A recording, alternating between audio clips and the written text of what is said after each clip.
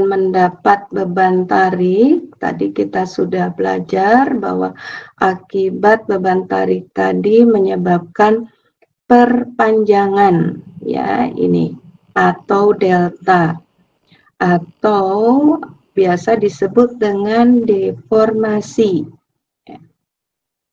Maka pada saat elemen tadi kita potong, bukan tegangan. Nah, tadi sudah kita pelajari karena gaya dalam tadi bekerja di seluruh penampang batang, maka tegangan besarnya adalah P per A. Gitu. Tapi satu hal di sini kemudian yang kita bisa pelajari tambahannya adanya deformasi, ya, atau perpanjangan batang yang notasinya itu dikenal dengan delta.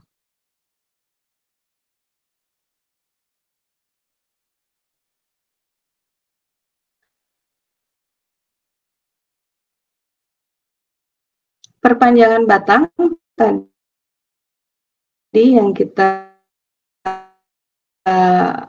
pelajari ini merupakan konsep perpanjangan persatuan panjang, ya, dan biasanya diberi tanda atau notasi epsilon, dinyatakan dalam persamaan delta per L, ya, delta perubahan panjangnya, nih perubahan panjangnya, L-nya panjang semula. Karena delta itu dia dalam satuan panjang yang sama, misalnya di sini Ibu tuliskan misalnya meter, L-nya dalam meter juga, maka regangan atau perubahan panjang persatuan panjang ini tadi satuannya Newton per meter persegi, kalau regangan itu tanpa satuan.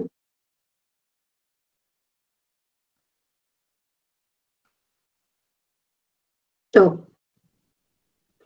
Nah, karena P di sini pada slide saudara itu bekerjanya tegak lurus terhadap penampang batang, maka regangannya juga disebut regangan, bicara tentang tegangan normal. Kemudian untuk perpanjangannya berarti juga perpanjangan normal, ya, atau regangan normal.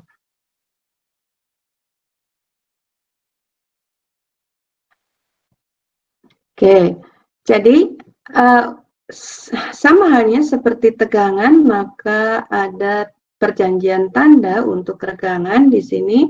Jika dia tarik, maka perjanjian tandanya positif, sedangkan jika dia tekan, perjanjian tandanya negatif. Ini mudah aja sama dengan tegangan, gitu ya. Kita lihat contoh soalnya di sini. Untuk suatu batang baja dengan panjang batang L 2 meter yang diberi beban tarik, kemudian diketahui terjadi perubahan panjang delta sebesar 1,4 mm. Nah, yang diminta itu di sini regangannya. Jadi kok saudara masukkan ke dalam persamaan dengan mudah, kemudian saudara bisa dapatkan ini mudah aja. Ada pertanyaan sampai di sini untuk konsep pemikiran tegangan dan regangan? Ya, Ibu jangan lupa diingatkan nanti dokumentasi untuk berita acara.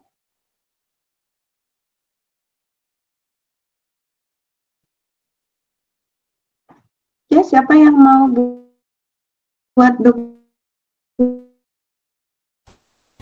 Ibu maaf sinyalnya dokumentasinya.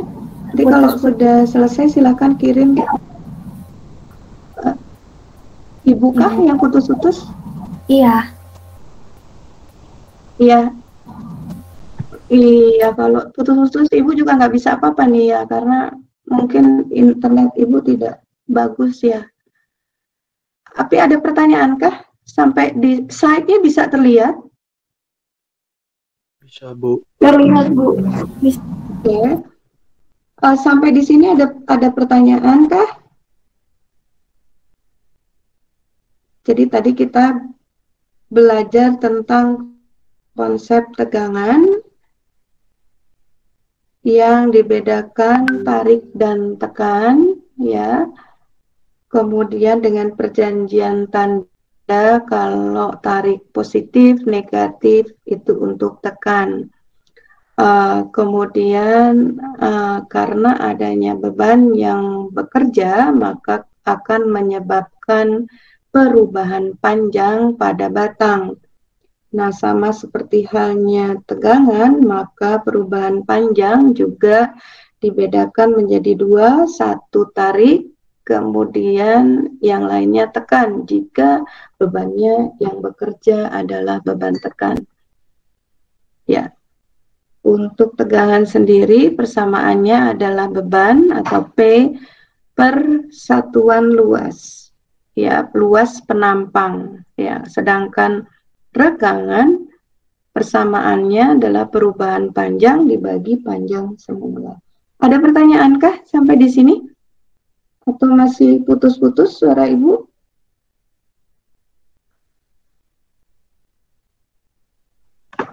Bisa terdengar suara Ibu? Terdengar, Bu. Bu. Oke. Kalau ini Ibu minta tolong untuk anunya dokumentasi, Ibu harus isi apa namanya? Berita acara untuk 50 menit pertama. Silakan dibuatkan, siapa aja yang mau buatkan. Udah, Bu, sekarang ya, silakan. Kemudian dikirim lewat apa? WA kelas ya. Ini masih 7.25. Nanti Ibu diingatkan 7.50 ya. Oke. Nah, jika kemudian tidak ada pertanyaan, saudara buka slide saudara nomor 12. Nih, seperti ini. Coba silakan dikerjakan. Ya. Jadi, sambil Ibu membuat berita acara, nanti kita ketemu lagi 7.50. Maksudnya nanti Ibu akan lanjutkan jam 7.50. Tapi sementara ini silakan kerjakan soal satu ini, mudah aja soalnya. Yang diminta pertama tegangan dan regangan. Ya, perubahan panjangnya 1,5 mm, bebannya 100 kN, diameternya 25 mm, panjang batangnya 3,5 meter. Ya, silakan dikerjakan. Ibu akan mengerjakan berita acaranya.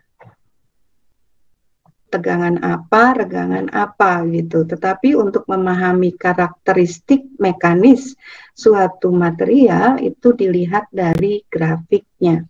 Grafik hubungan tegangan dan regangan.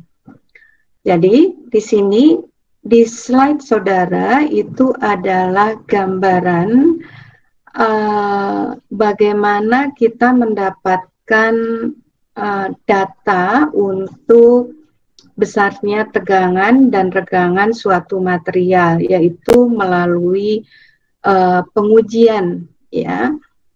Nah, yang di slide itu kalau saudara lihat benda ujinya adalah spesimennya logam, ya, atau baja di sini.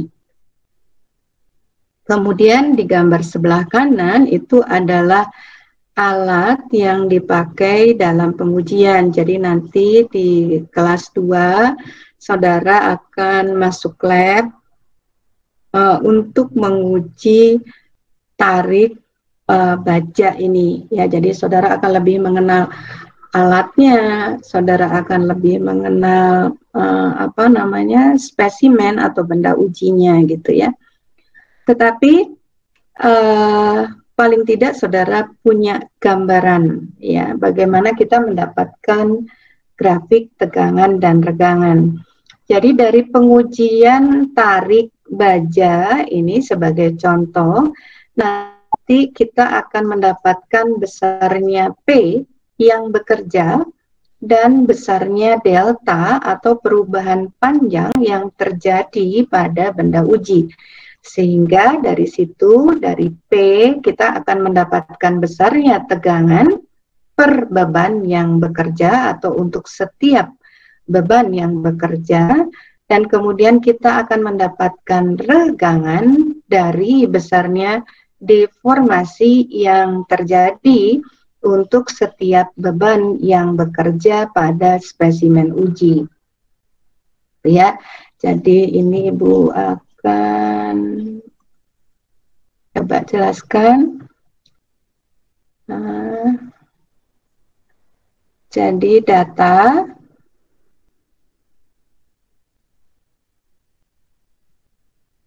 dari uji tarik, ya ini namanya uji tarik.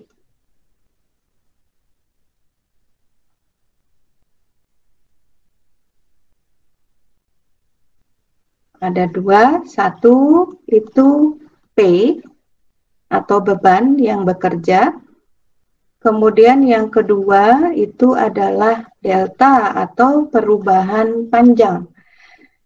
Sehingga kemudian dari sini, karena dari spesimen kita ketahui panjang awal, kemudian diameter, ini dari spesimennya, yang kita ketahui pakai jangka ukur, jangka sorong atau meteran, maka kemudian berdasarkan data beban P ini kita bisa menghitung besarnya tegangan. Sedangkan dari data deformasi ini kita dapatkan besarnya regangan. Jika tegangan dan regangan sudah terhitung, maka kemudian kita bisa membuat grafik hubungan tegangan dan regangan. Gitu ya? Jadi mudah-mudahan paham ini.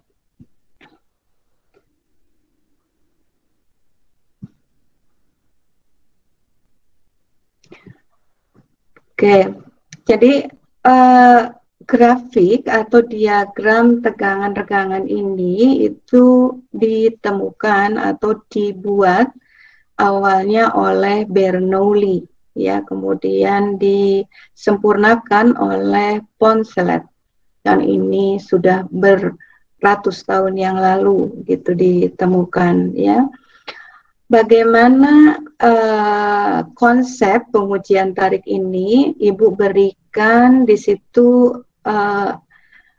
YouTube address yang bisa saudara lihat sekali lagi nanti setelah selesai pembelajaran, ya. Saudara bisa lihat konsepnya sehingga kemudian tadi kita dapatkan besarnya P dan deformasi atau delta, sehingga kita bisa membuat atau menghitung tegangan dan regangan elemen uji gitu ya. Tuh.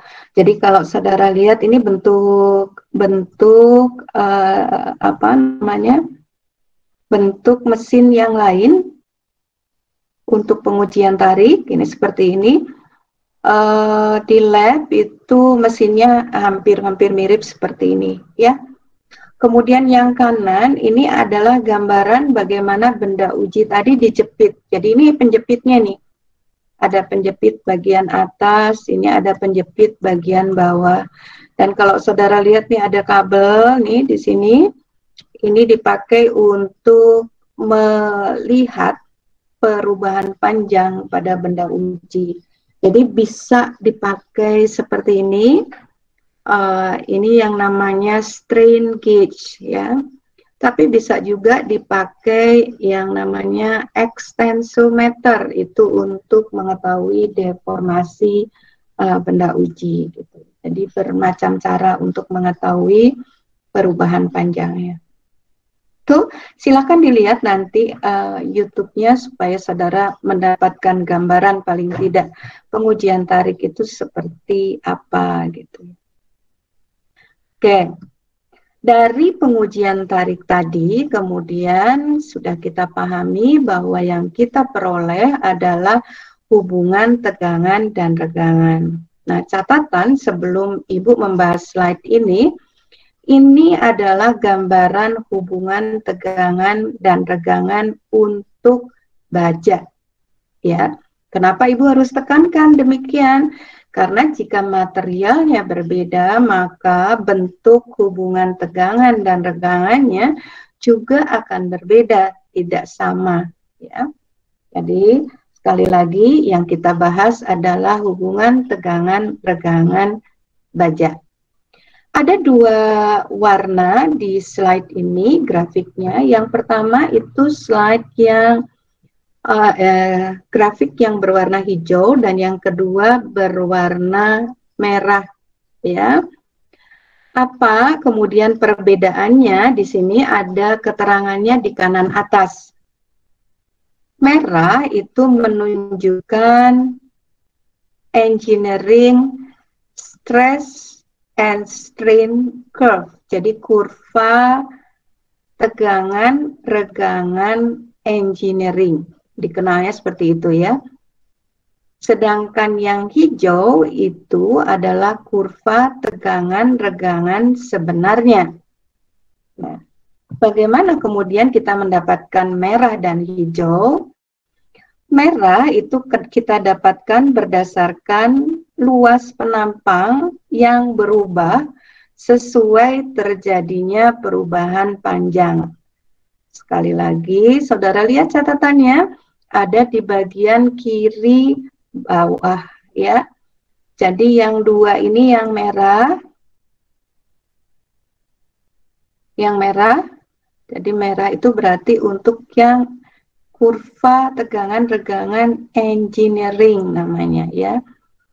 Kemudian Ibu akan ganti kalau yang hijau di sini adalah true stress strain curve, kurva tegangan regangan sebenarnya yang dihitung berdasarkan A tetap ya. Kalau Ibu bisa atau menjelaskan lebih lanjut, kalau A tetap itu dianggapnya dia tidak ada perubahan diameter pada saat beban bekerja ya, makanya di sini dikatakan dia true karena A-nya itu dianggap tetap. Tetapi kalau yang merah di sini A itu berubah sesuai terjadinya perubahan panjang. Lihat nih gambar bantunya di bagian atas. Bu akan pindah warnanya ke biru sekarang. Ini gambar bantunya yang saudara lihat. Pada saat P bekerja di sini, sekali lagi, pengujian ini adalah pengujian tarik, jadi beban luarnya adalah beban tarik. Maka seiring dengan perubahan panjang, karena adanya delta, logikanya kemudian diameternya juga akan berubah. Ya, karena panjang batang berubah, maka diameter juga berubah seiring dengan perubahan panjang batang. Ya.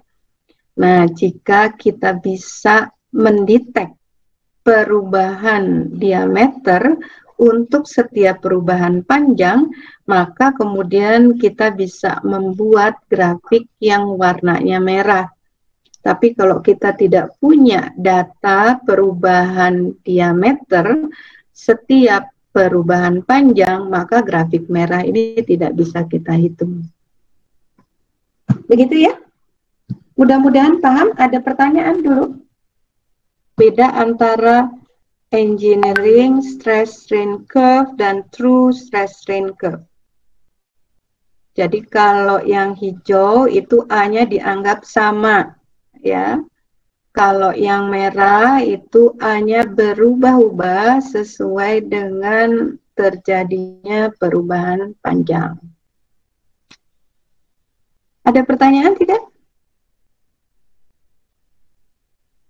Ataukah sudah jelas?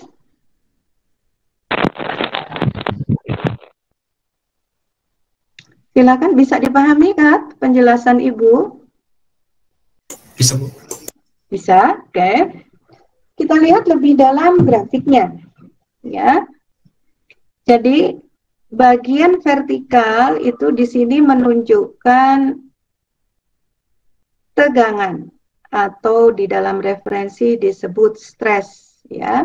Jadi yang vertikal itu menunjukkan tegangan, sedangkan yang horizontal itu menunjukkan regangan. Jadi di dalam referensi disebut strain, regangan itu, ya.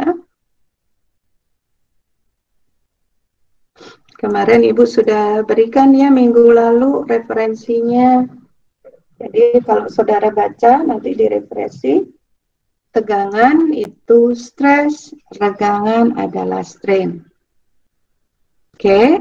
Sekarang kita lihat di sini bagian dari tegangan dan regangan hubungannya, ya.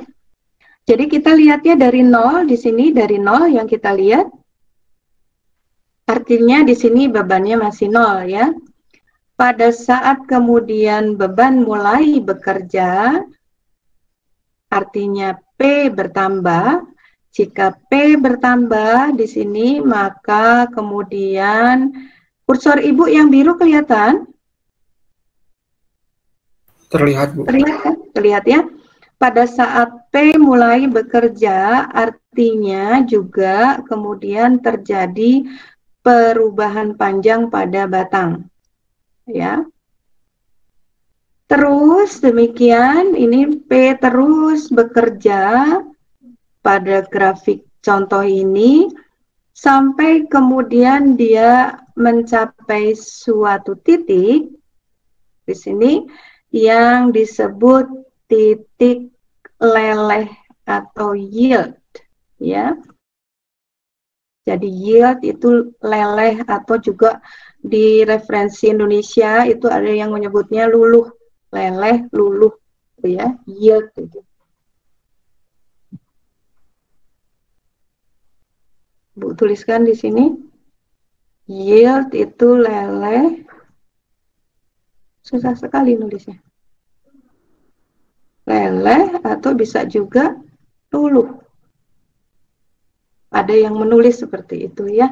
Tapi di referensi internasional itu dikenalnya dengan yield ya. Nah, apa yang kemudian saudara lihat di sini pada saat dia sampai di titik yield ya.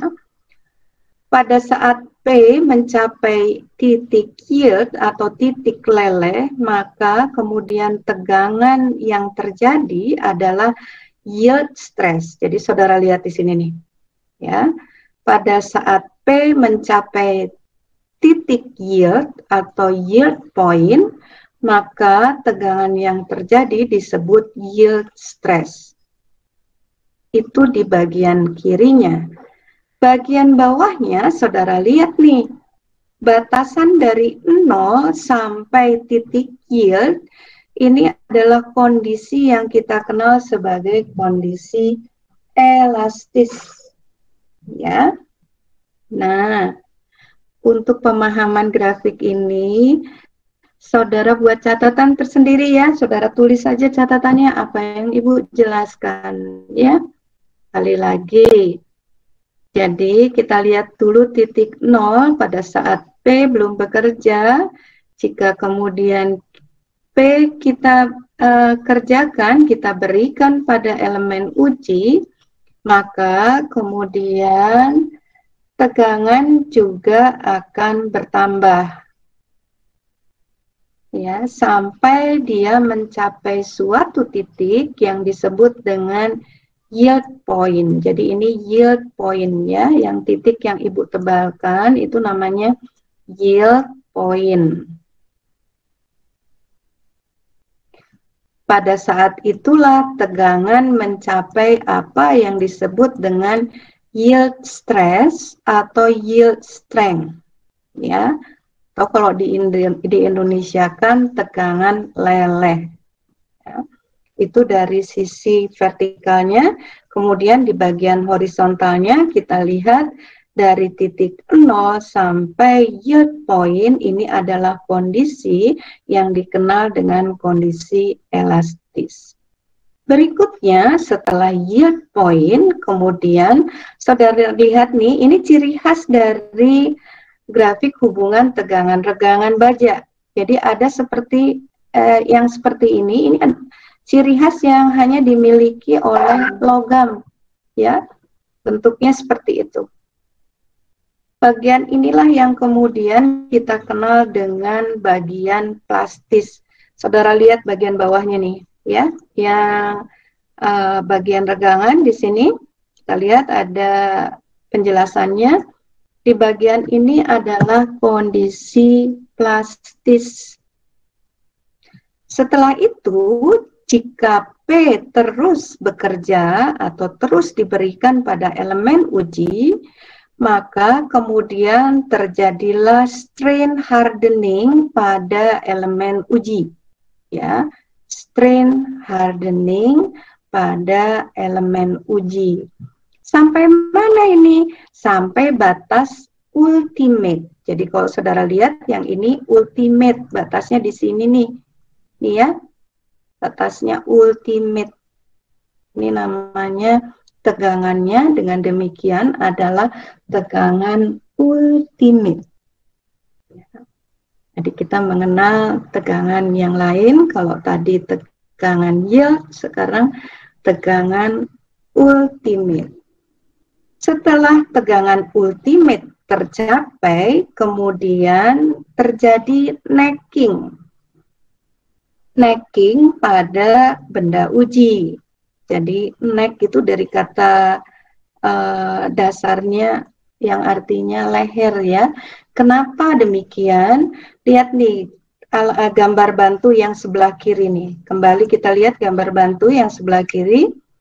Pada saat P bekerja terjadi perubahan panjang pada benda uji, maka kemudian diameter juga berubah seiring perubahan panjang benda uji. Jadi kalau saudara lihat ini diameternya dia makin kecil. Inilah yang disebut dengan necking, karena di satu titik kemudian necknya ini akan makin kecil, makin dia di satu titik. Jika P terus bertambah, maka ini akan makin kecil, gitu ya. Sampai kemudian bagaimana? Benda uji itu putus. Jadi necking itu terjadi sesaat sebelum benda uji putus. Oke, itu penjelasan dari bagaimana membaca grafik hubungan tegangan-regangan untuk baja. Ada pertanyaan? Kalau tidak paham silakan bertanya ya.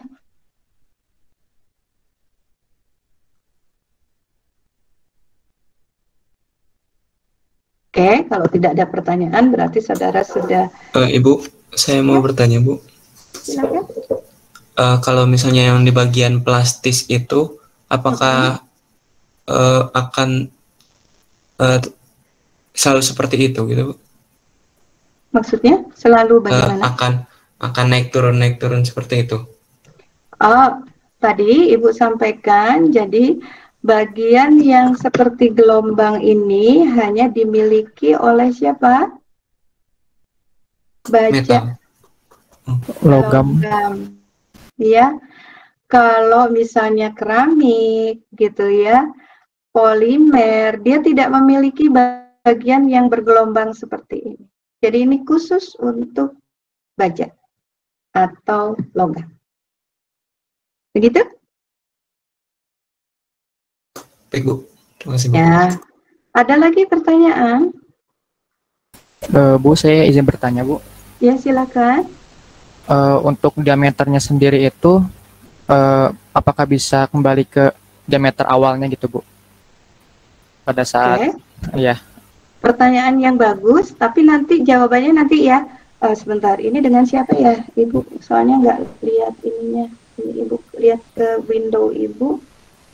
Siapa yang bertanya? Saya Noval, Bu. Nova, ya. Nanti Ibu akan jawab ya. Setelah ini nanti ya. Setelah Baik, Bu. ini kita lewati. Ada lagi pertanyaan?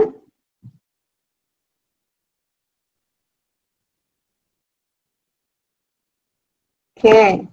Untuk mengingat penjelasan Ibu, silakan saudara buka slide 16. Ya. Ibu beri waktu 5 menit untuk memberi penjelasan tiap bagian, karena saudara bisa buka yang slide 15 ya. Jadi 5 menit saja. Kemudian saudara beri penjelasan OA itu apa, AB apa, BC apa, CD apa. Ya, silakan. 5 menit saja.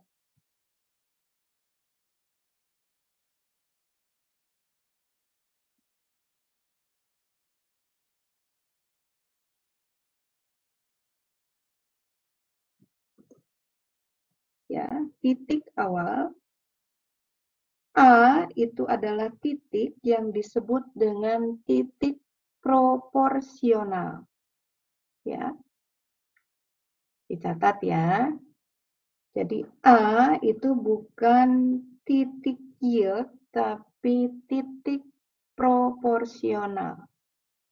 Artinya di sini disebut titik proporsional sampai batas itu tegangan dan regangan itu sebanding, ya, proporsional. Nah, barulah yang B ini yang dikenal dengan yield point, ya.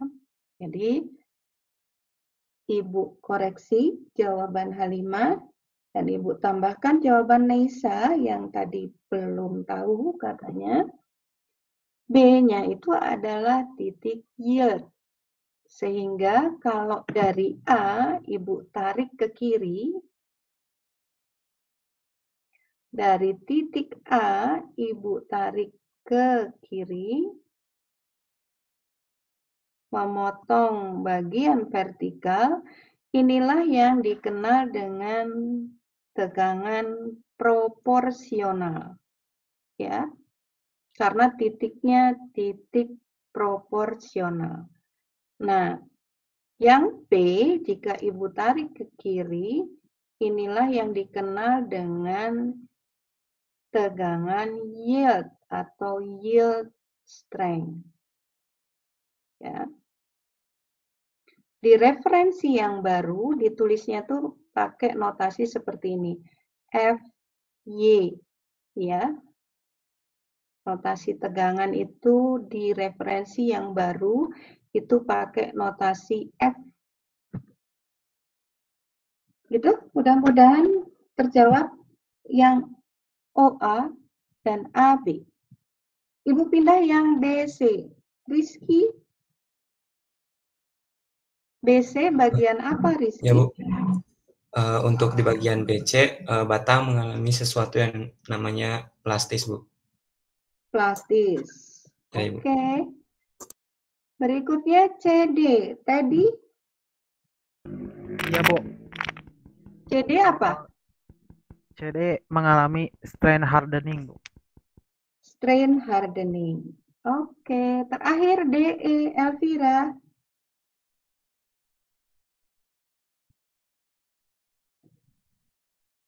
Elvira? Elvira adakah? Ya, Bu. DE apa? Necking. Necking. Ya. Oke. Sekarang saudara sudah tahu bagian-bagian dari grafik hubungan tegangan dan regangan dan apa pemahamannya. Nah, silahkan pelajari ya ini ya. Ibu akan lanjutkan slide berikutnya. Oke. Nah, kalau tadi kita sudah belajar untuk yang baja, kita lihat nih supaya tahu bedanya nih tadi. Siapa ya yang bertanya apakah selalu bentuknya apa namanya seperti bergelombang. Noval ya? Saya, Bu. Ya. Jadi tadi yang bertanya Noval kah yang bergelombang tadi? Rizky, Bu. Oh, Rizky. Oh, salah. Oke, Rizky, kita lihat nih. Yang lainnya juga dilihat ya. Contoh untuk aluminium, misalnya yang merah ini, dia tipikal hubungan tegangan-regangannya itu seperti ini yang merah ini. Nggak ada gelombang, ya. Atau di sisi lain gitu ya, aluminium logam, tetapi dia tidak memiliki karakter yang mendekati baja. Kita lihat untuk yang di kanan, ini polimer, ya. Yang merah, grafik kanan, ya sekali lagi grafik bagian kanan, warna merah. Itu adalah untuk karet, tapi karet yang keras, ya. Nah, bentuk grafik hubungan tegangan-regangannya itu seperti itu. Hampir dia tidak ada plastisnya. Tetapi sebaliknya untuk soft rubber atau karet yang sangat lunak, ini yang warnanya biru, hubungan tegangan-regangannya, maka kalau saudara lihat di sini dia regangannya itu panjang ya. Artinya di sini dia mengalami tegangan yang kecil, karena kalau saudara lihat nih, tegangannya dia lebih kecil dibandingkan siapa? Dibandingkan hard rubber. Dia hanya di paling besar, itu dia hanya sampai di sini.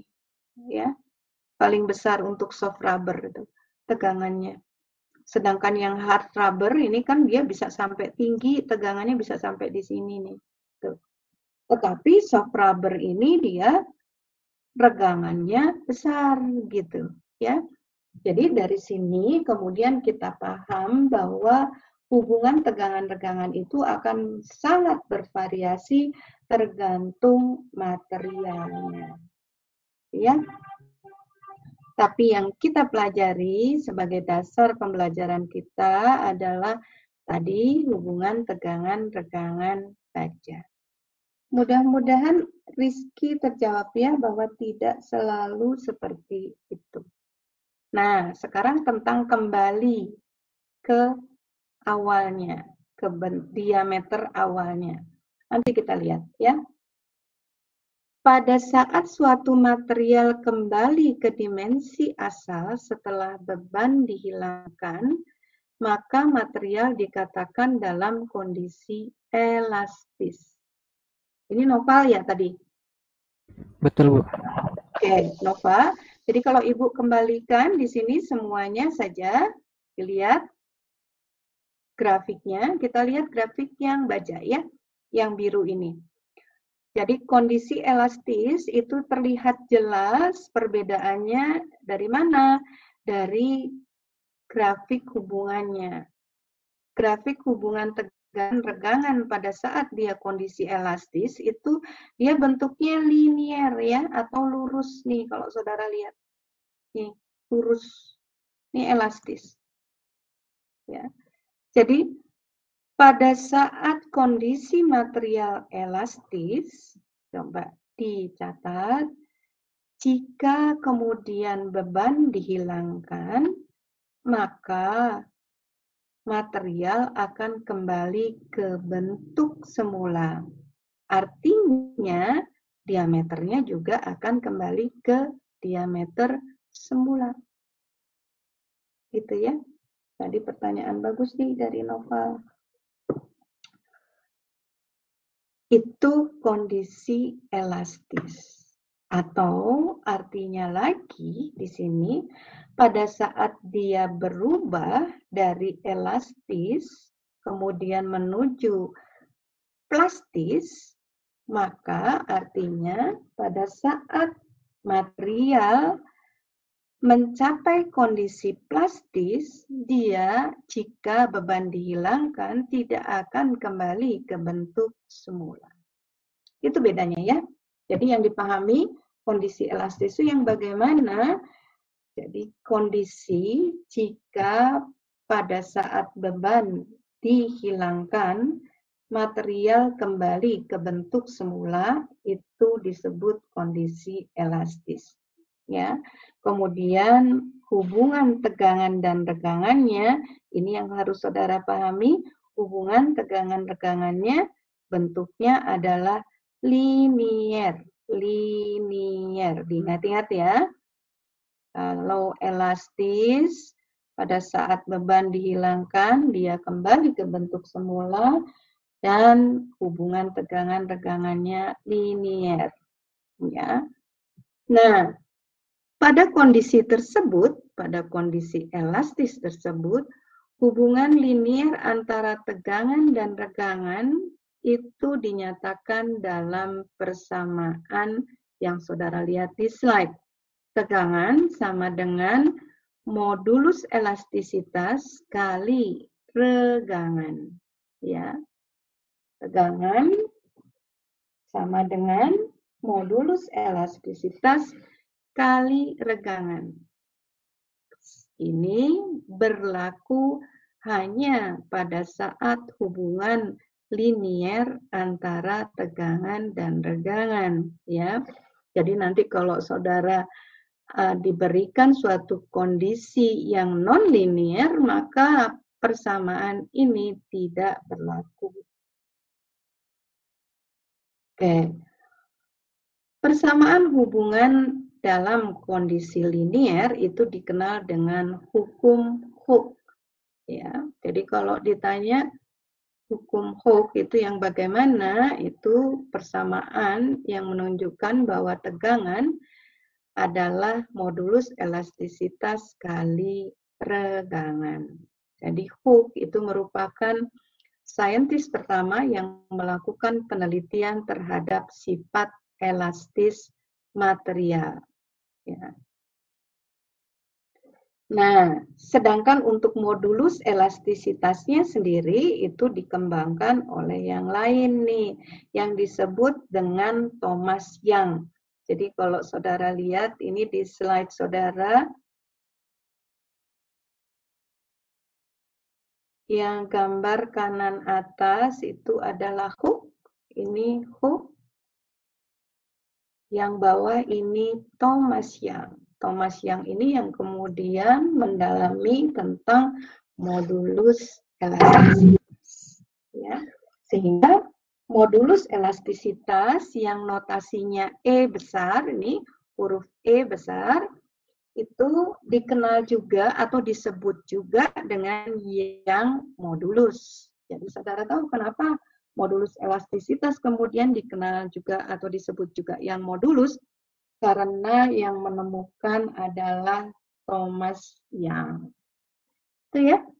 Mudah-mudahan sekarang saudara paham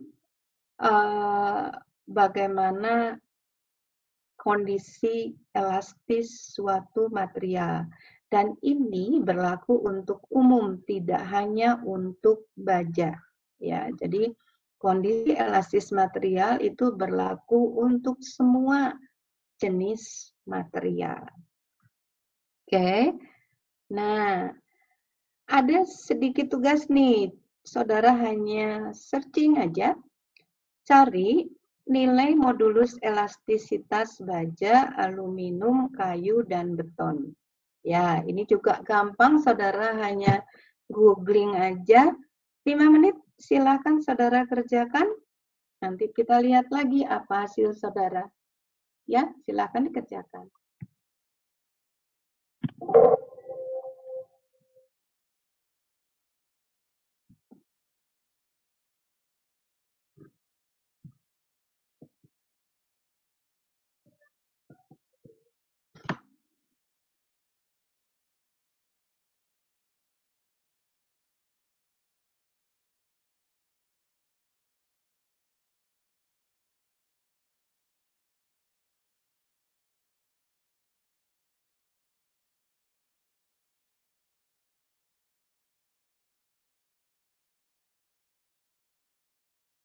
Saja. Jadi nomor 2 dan nomor 5. Menurut saudara gimana tuh?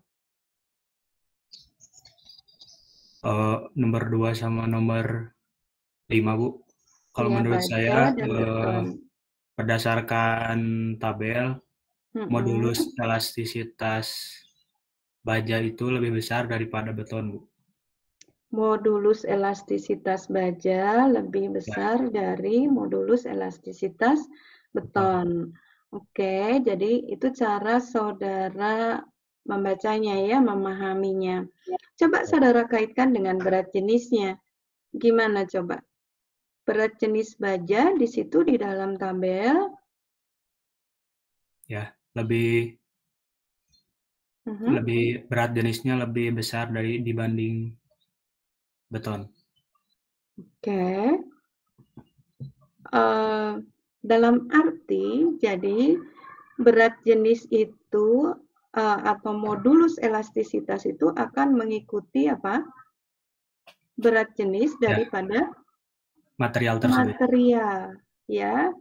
Oke, ada yang bagus nih di tabelnya Ahmad Abdullah tentang Poisson rasio, ya. Poisson rasio di tabel di kolom terakhir atau rasio Poisson, ya. Nah, ini nanti kita pelajari setelah ini, ya. Tetapi ini adalah hal bagus yang untuk bisa saudara pahami, ya.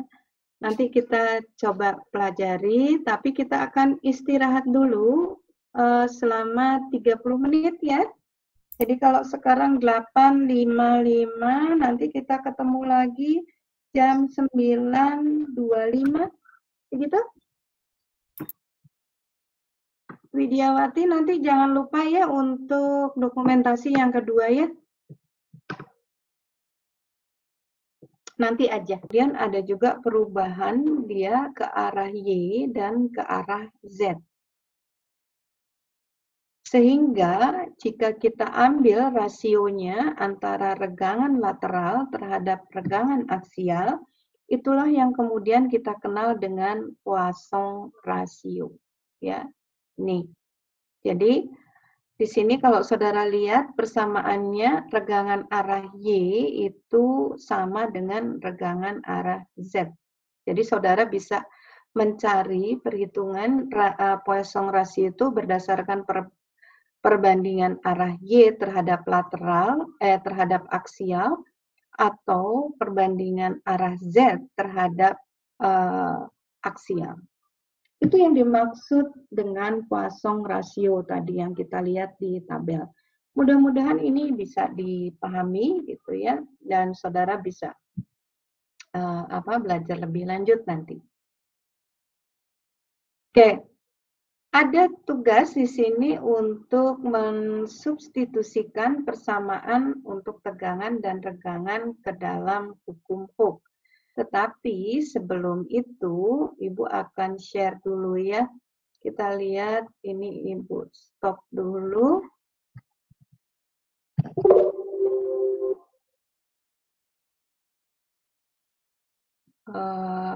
PPT-nya.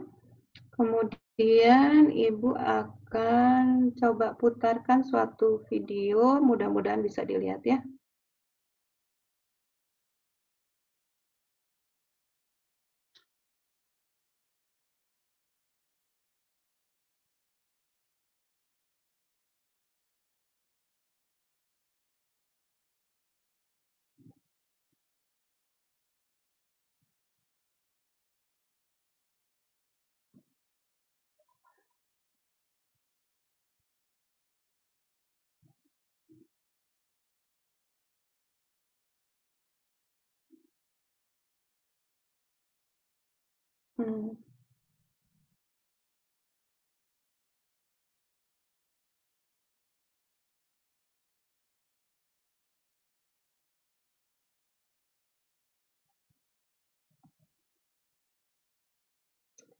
Screen Ibu apakah bisa dilihat?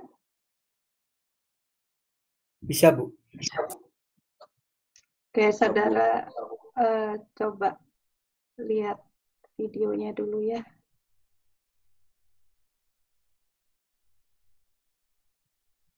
Stress and strain are fundamental concepts that are used to describe how a body responds to external loads. In this video, we'll explore these concepts using the simple example of a loaded bar. Here we have a solid metal bar that is loaded by two equal but opposite forces. We refer to this as uniaxial loading because all of the applied loads are acting along the same axis. The two forces are pulling the bar, causing it to stretch.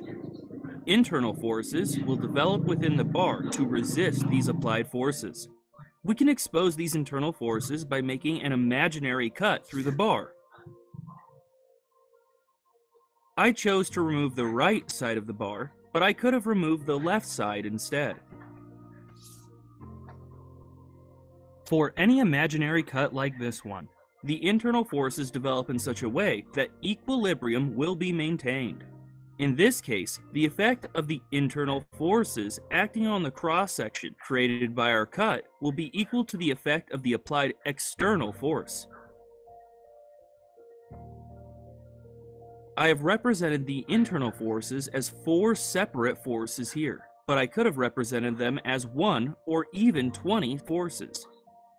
In reality, the internal forces are distributed over the entire surface of the cross-section.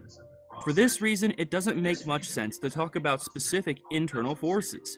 Instead, it is better to talk about stress. Stress is a quantity that describes the distribution of internal forces within a body. It makes it easier to discuss the internal state that develops within a body as it responds to externally applied loads. Stress is a measure of the internal force per unit area, and so has units of newtons per meter squared in SI units, and pounds per square inch in US units. Newtons per meter squared are also called pascals. In the case of our axially loaded bar, the internal forces are acting perpendicular to the direction of the cut we made. This type of stress is called normal stress. We can calculate the normal stress in our bar as the applied force F divided by the cross-sectional area A of the bar. It is denoted by the Greek letter sigma. One reason being able to calculate stresses is important is because it allows us to predict when an object will fail. Let's say our bar is made from mild steel, which has a strength of 250 megapascals. The bar will fail when the stress within it exceeds the strength of the material. If our bar has a diameter of 20 millimeters, for example, we can calculate that it will fail if the applied force is larger than 79 kilonewtons.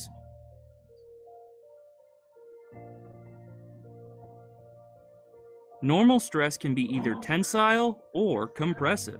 In this case, the stress is tensile because the forces are stretching the bar.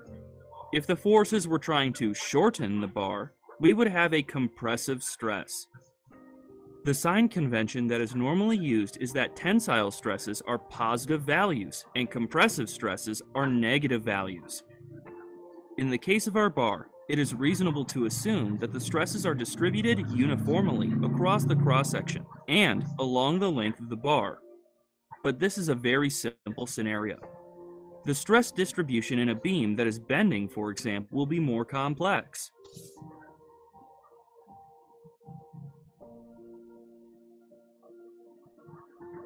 Stresses will be tensile on one side of the cross-section, but compressive on the other. Strain is a quantity that describes the deformations that occur within a body. If we fix our bar at one end and apply a force to the other end, the force will cause the bar to deform. The normal strain within our bar associated with this deformation can be calculated as the change in length of the bar delta L divided by the original length L.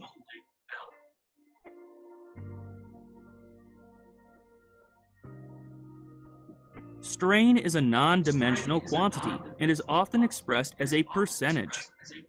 Normal strains can be tensile or compressive. I mentioned earlier that the concepts of stress and strain are closely linked. The relationship between the two can be described using a stress-strain diagram. Stress-strain diagrams are different for different materials. We can obtain the diagram for a specific material by performing a tensile test. This involves applying a known force to a test piece and measuring the stress and strain in the test piece as the applied force is increased.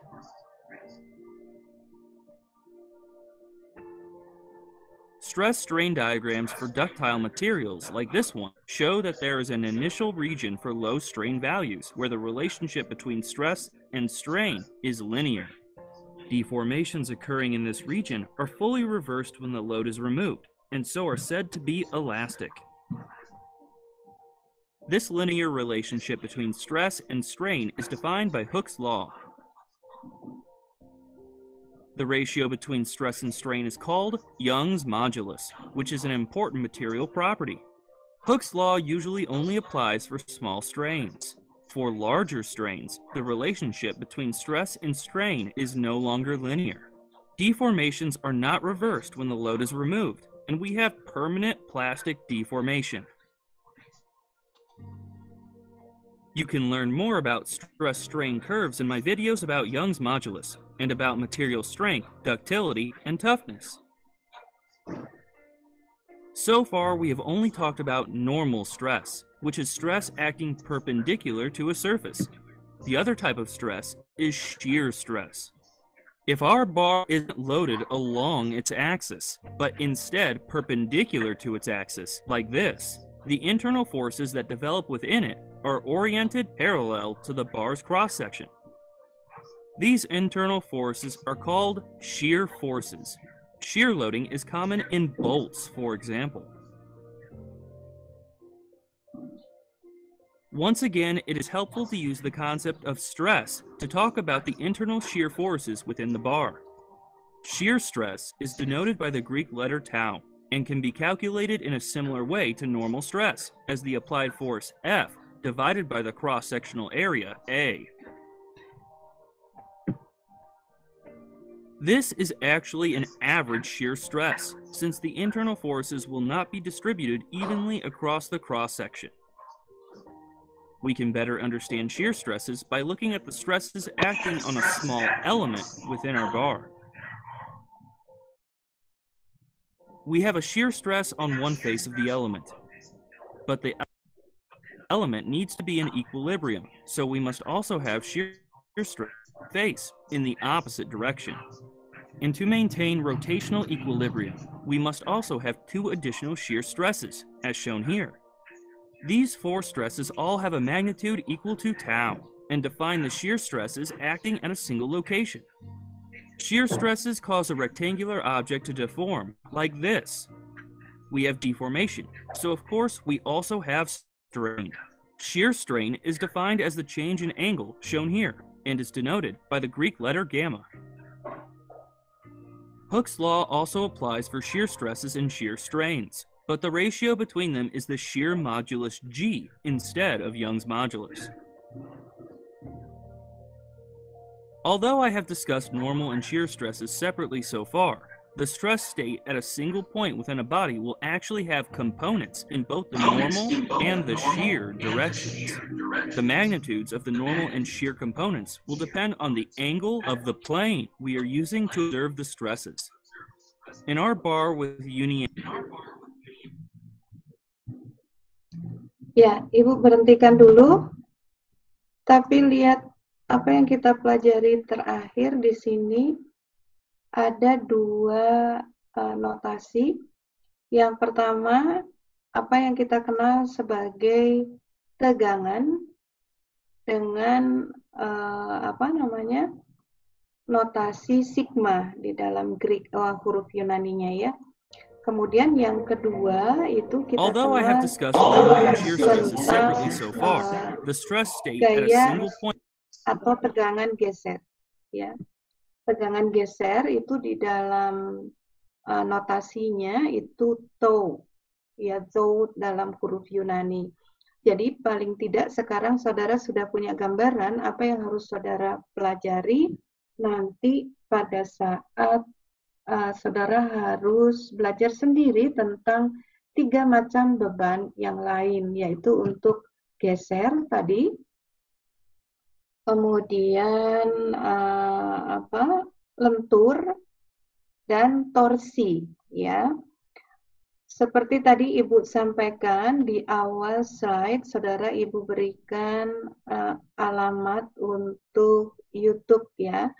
Nanti saudara bisa lihat tadi yang saudara lihat baru saja, itu saudara bisa akses melalui alamat yang diberikan. Nah, dari source yang sama, dari sumber yang sama, saudara bisa mempelajari tentang gaya geser, kemudian torsi dan lentur nantinya, ya, sehingga minggu depan kalau diskusi saudara sudah tahu apa kira-kira yang harus saudara pahami.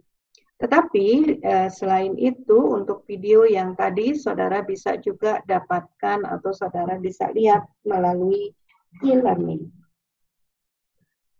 Itu sedikit gambaran lain tentang tegangan-regangan yang mungkin bisa membantu saudara lebih jelas. Nah, sebetulnya apa tujuan Ibu mengharapkan saudara untuk belajar dari sumber yang lain tadi? Kalau kita mempelajari atau mendengarkan apa yang tadi kita pelajari, misalnya jika saudara tidak paham akan apa istilah yang diberikan, saudara coba cari, ya, coba cari translation-nya apa. Contohnya yang nanti kemudian bisa saudara pakai untuk belajar referensi, jika saudara sudah tahu istilahnya, misalnya ada beberapa kata yang tadi kita pelajari. Yang pertama tentang tensile stress. Tensile itu tarik di dalam referensi. Kemudian kalau kompresif itu tekan, ya. Misalnya seperti itu. Atau misalnya tadi kita dengar juga shear stress itu adalah tegangan geser. Nah, caranya supaya saudara paham tentang istilah-istilah yang ada di referensi, saudara buat catatan kecil sendiri gitu ya, sehingga nanti saudara terbiasa pada saat membaca referensi tahu apa yang dimaksud. Itu kenapa Ibu berikan sumber belajar yang lain supaya saudara lebih banyak wawasannya, ya. Ini Ibu akan skip dulu untuk tugas keempat, nanti kita kerjakan di akhir. Kita lihat yang slide berikutnya, ya.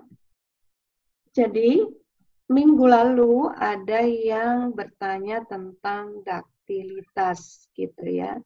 Nah, apa sih yang dimaksud dengan ductile? Jadi di sini penjelasannya material yang mengalami regangan yang besar sebelum terjadinya keruntuhan diklasifikasikan sebagai material ductile.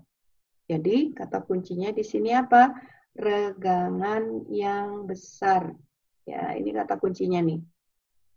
Regangan yang besar sebelum dia runtuh. Maka material tersebut memiliki duktilitas yang tinggi. Ya, contohnya di sini apa? Baja lunak, aluminium, kemudian ada beberapa alloy lainnya, misalnya tembaga, timbal, nikel, perunggu, gitu ya, dan lain-lainnya.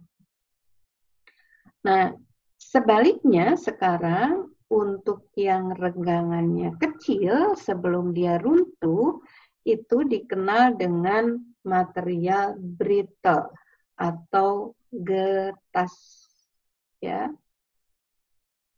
Jadi ini kebalikan dari sifat ductile.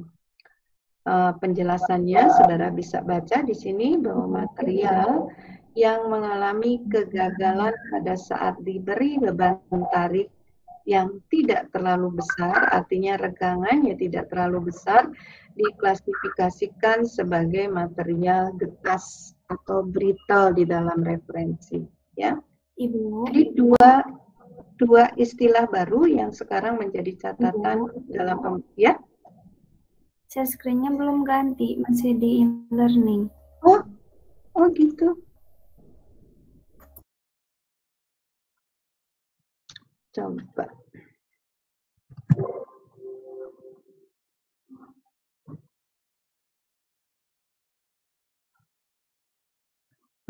Masih di e-learning ya.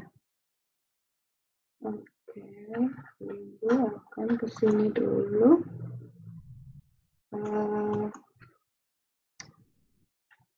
Ibu harus stop sharing dulu. Kemudian sekarang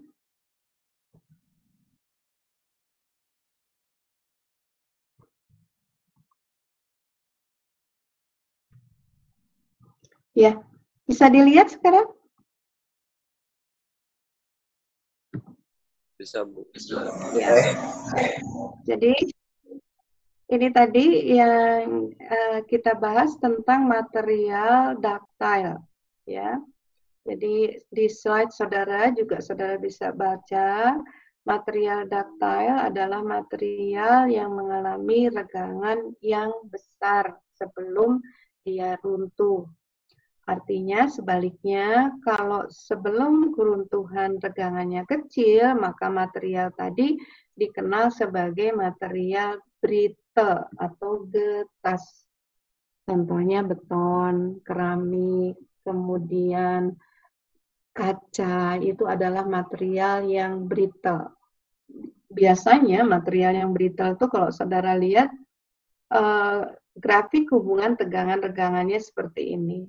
Jadi dia regangannya kecil aja sebelum terjadi keruntuhan.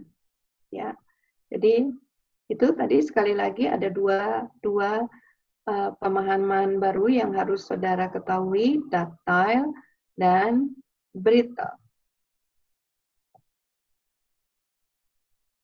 Ya. Kita lihat sekarang bagaimana pengujian tekan. Kalau tadi kita lihat pengujian tarik yang dilakukan pada spesimen baja. Nah, untuk karakter pengujian tekan ini biasanya yang mudah dipelajari adalah pengujian beton. Ya, jadi kalau saudara lihat di sini di slide saudara, ini adalah gambar silinder beton. Ini yang disebut silinder beton yang sedang diuji tekan. Jadi mesin tekannya yang ini mesin tekannya. Nanti jika benda uji itu sudah dipasang di mesin, maka kemudian bebannya yang bekerja seperti ini. Lihat panah ibu yang baru ibu gambar. Ini beban tekan yang diberikan pada benda uji beton gitu. Kenapa representasi dari pengujian tekan ini ditunjukkan dengan beton? Karena beton terkenal sebagai material yang tahan terhadap tekan. Kalau baja itu dikenal sebagai material yang tahan terhadap tarik, gitu ya. Tuh. Jadi sekarang saudara sudah punya gambaran bagaimana kondisi material jika diberi beban tekan, yaitu dengan representasi beton uji pada saat diberi beban tekan. Dan saudara kalau ingin tahu pengujiannya, bisa searching sendiri di YouTube, ini banyak juga gitu ya pengujian tekan benda uji silinder beton. Paling tidak punya wawasan lebih untuk itu gitu ya. Ya, pada saat benda uji diberi beban tekan, ini lihat hubungan diagram tegangan-regangannya. Jadi seolah-olah seperti ini nih. Jadi ini kalau ini benda ujinya, kemudian diberi beban tekan itu berarti seperti ini pembebanannya, ya. Maka deformasi yang terjadi nanti adalah berikutnya seperti ini. Ya, terus kemudian dia berubah pada saat P diperbesar, ya. Maka kemudian akan terjadi perubahan pada benda uji akibat tekan. Ya. Nah, yang menarik di sini untuk dipelajari adalah di poin 2. Lihat nih, bahwa batas proporsional logam hasil pengujian tekan ternyata tidak jauh berbeda dengan batas proporsional hasil pengujian tarik. Mudah-mudahan saudara masih ingat tadi ya, pada saat siapa tadi? Halimah dan Neisha membahas grafik tegangan regangan tarik, yang mana yang disebut dengan batas proporsional ya. Jadi ini harus ingat kembali tadi diskusi tentang tugas yang disampaikan oleh siapa? Halimah dan Neisha ya. Itu tentang pengujian tekan. Ya, ini kita lihat lebih dalam tentang elastisitas. Jadi tadi sekilas sudah kita pelajari kondisi elastis material. Jadi pada saat saudara lihat grafiknya panahnya yang merah ini ya. Pada saat material dibebani atau di sini istilahnya loading ya, maka kemudian dia akan terjadi hubungan tegangan-regangan yang linier sampai di batas proporsional atau paling besar di batas yield ya.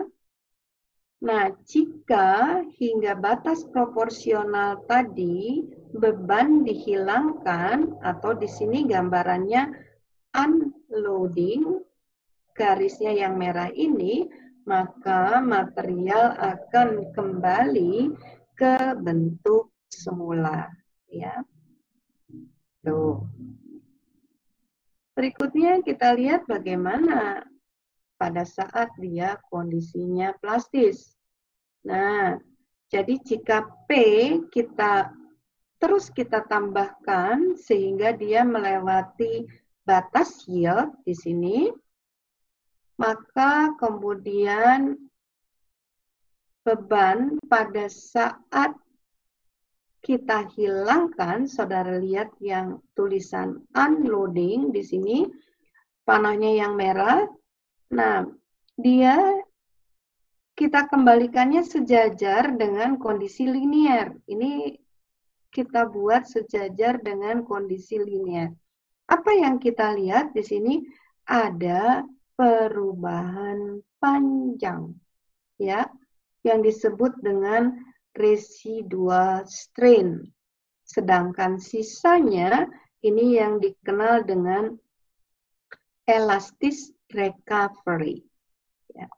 Tetapi yang kita dapatkan dari grafik ini bahwa jika material sudah pada kondisi elastis, kemudian beban dihilangkan, maka dia tidak akan kembali ke bentuk semula. Ya, jadi dua grafik yang kita pelajari baru saja tentang elastisitas dan plastisitas, mudah-mudahan memberikan gambaran lebih baik pada saudara tentang karakter material pada saat kondisinya elastis dan plastis. Ya, satu lagi deformasi di sini yang bisa kita kenal di dalam referensi itu yang disebut dengan creep. Jadi apa yang dimaksud dengan creep? Creep adalah regangan ya yang terjadi dalam jangka waktu yang lama. Itu yang disebut dengan creep. Dan creep ini tidak bisa atau sulit dilihat secara visual ya, secara visual karena dia kecil sekali perubahannya seiring dengan fungsi waktu gitu ya. Dia akan bisa dikenali atau bisa dilihat itu dalam jangka waktu yang sangat lama. itu creep. Jadi kalau ditanya creep itu deformasi juga, ya, atau regangan juga, tetapi dia karena fungsi waktu maka hanya bisa dikenali pada jangka waktu yang lama. Ya. Itu creep. Nanti saudara kalau baca referensi, kemudian ada penjelasan tentang creep, dasarnya atau basicnya saudara sudah tahu apa yang dimaksud dengan creep. Ya, satu lagi di sini tentang relaksasi. Jadi relaksasi itu sebetulnya hal yang mudah dipahami seperti pada saat saudara memegang karet gelang. Jadi kalau saudara punya karet gelang di rumah, ya, saudara coba pegang ujung-ujungnya karet gelang yang masih bagus, ya, jangan yang sudah terdeformasi. Yang masih bagus saudara pegang, kemudian pada kedua ujung gitu. Nah, kemudian saudara coba regangkan seolah-olah saudara memberi beban pada karetnya. Setelah itu pelan-pelan aja memberi bebannya, ya. Setelah itu saudara lepas pegangannya, maka saudara akan mendapatkan gambaran tentang kondisi relaksasi suatu material, gitu ya. Ini yang mudahnya saja. Apa yang dimaksud dengan relaksasi? Terakhir di sini yang akan Ibu sampaikan apa sebetulnya ya esensi pemahaman kita tentang tegangan dan regangan material. Gambaran yang Ibu berikan di slide terakhir ini adalah gambaran tentang runtuhnya bangunan World Trade Center akibat tumbukan, ya. Jadi pada saat gedung ini runtuh, mungkin saudara belum mengalami hal ini, tetapi ini adalah real terjadi, yaitu pada saat di gedung World Trade Center ini mendapatkan tumbukan dari pesawat, ya, pada saat itu.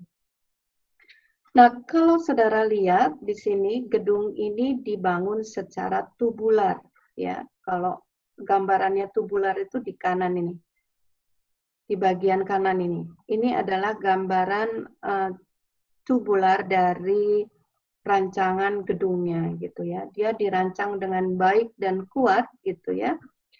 Tetapi dia tidak tahan terhadap buckling karena memang pada saat itu di luar jangkauan bahwa ada kemungkinan seperti ini, gitu ya, di luar pemikiran semua orang. Jadi pada saat penahan hilang akibat tumbukan, maka lantai yang kemudian menahan struktur tubular bagian dalam maupun bagian luar akan runtuh, ya.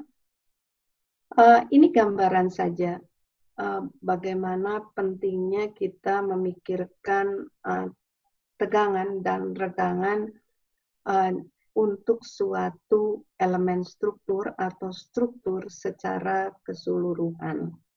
Nah, catatannya di sini di kalimat terakhir saudara lihat, panas dari bahan bakar yang berasal dari pesawat yang menumbuk gedung tadi, menambah hilangnya support struktural akibat melunaknya baja.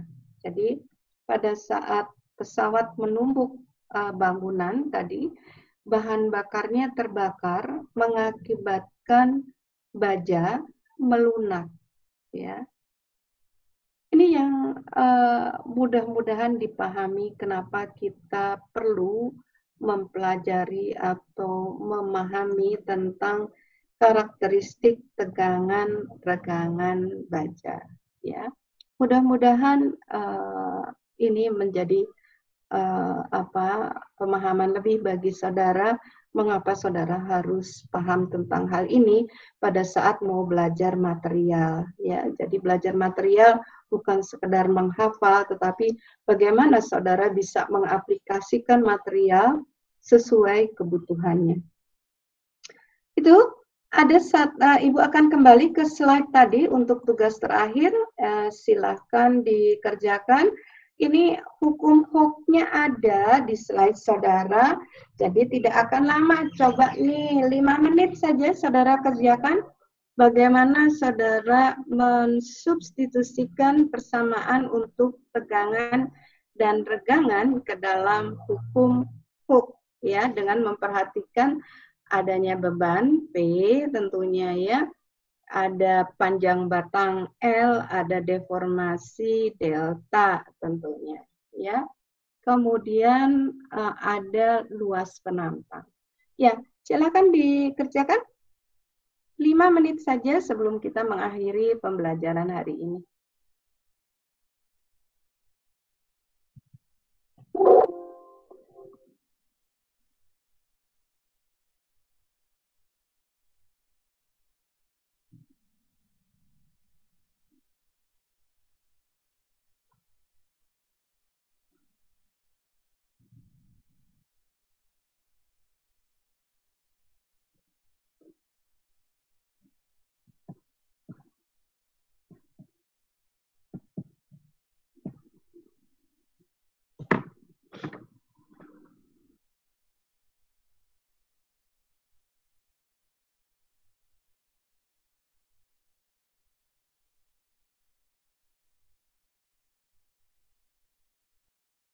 On cam, Widiawati.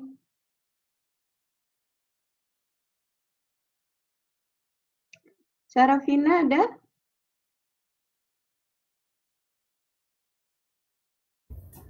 Ada, Bu. Oke, Sarafina. Kita coba lihat pemahaman saudara. Silakan buka PPT kosong. Kemudian saudara share untuk satu slide kosong aja.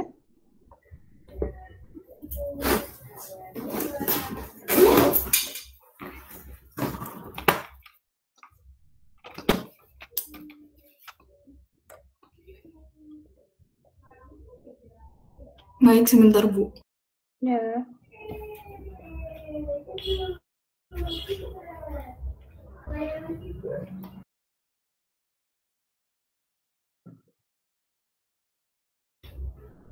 Atau saya share yang udah saya tulis aja, Bu?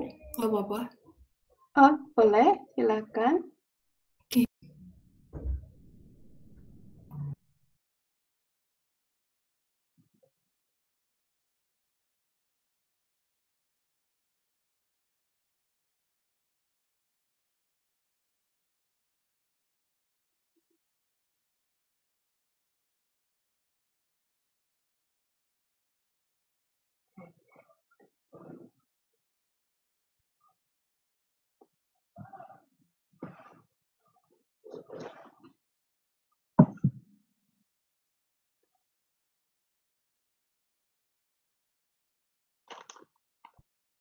Apakah sudah ada, Bu? Belum. Oh, sebentar.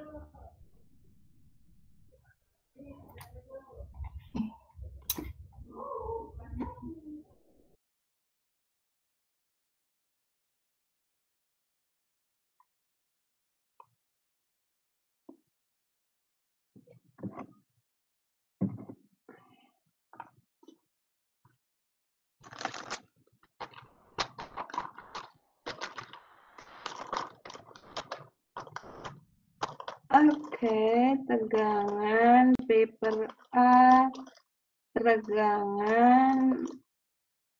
Ya, regangannya notasinya bagaimana, Syarafina? Epsilon ya? Delta per A. Bukan. Ya. Notasinya itu bukan E kecil, tetapi epsilon. Ya. Oh, iya. Oke. Ya, Jadi Bu, maaf. delta per L-nya udah oke, tegangannya P per A oke, sehingga nanti saudara tinggal mainkan aja dari situ. Kalau dapat soal ya tinggal dimainkan aja dari situ gitu ya. Baik, itu yang apa namanya yang akan mengakhiri pembelajaran kita hari ini. Sebelum Ibu meninggalkan ruangan, Widiawati, Iya, Bu. apa namanya? Bisa tolong dicoba di e-learning, videonya bisa diakses. Bentar.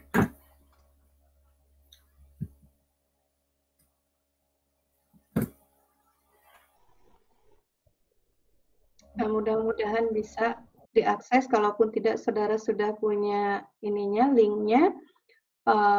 Dan untuk source yang sama, saudara bisa belajar banyak dari situ. Bisakah, Widiawati?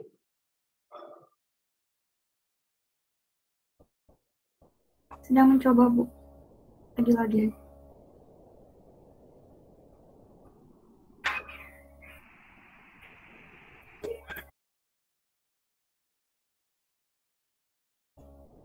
Udah bisa, Bu. Video Oke, yang tadi baik. kan? Iya. Nanti untuk yang lain, saudara tinggal lihat source-nya aja. Nah, dari situ nanti bisa dipelajari banyak hal yang lain ya. Kemudian ada sedikit catatan, silahkan dipelajari materi hari ini. Jadi minggu depan sebelum kita beralih kepada topik pembelajaran yang baru, mudah-mudahan kita bisa kuis pendek ya tentang sifat mekanis material ini. Jadi silakan dipelajari, termasuk kemudian tadi tugasnya adalah mempelajari tentang geser, lentur, dan torsi. Ya, begitu? Ya, jadi di 50 menit pertama minggu depan kita pakai untuk kuis ya, baru kita beralih ke materi yang baru. Itu saja mungkin pembelajaran hari ini. Masih ada pertanyaankah?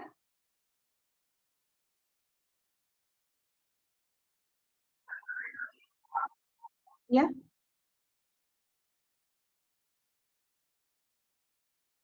E-learning.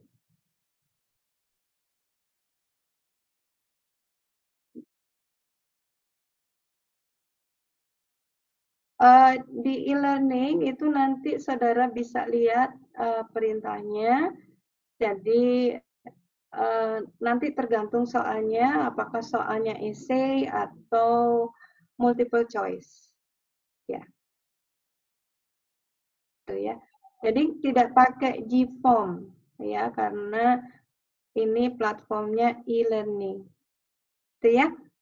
Nah, tentunya akan lebih mudah e-learning itu kalau saudara akses pakai laptop ya atau PC. Kalau pakai HP agak sulit ya. Jadi mudah-mudahan yang sekarang hari ini pakai HP, minggu depan bisa mengakses pakai PC-nya atau laptopnya ya. Begitu, masih ada pertanyaan?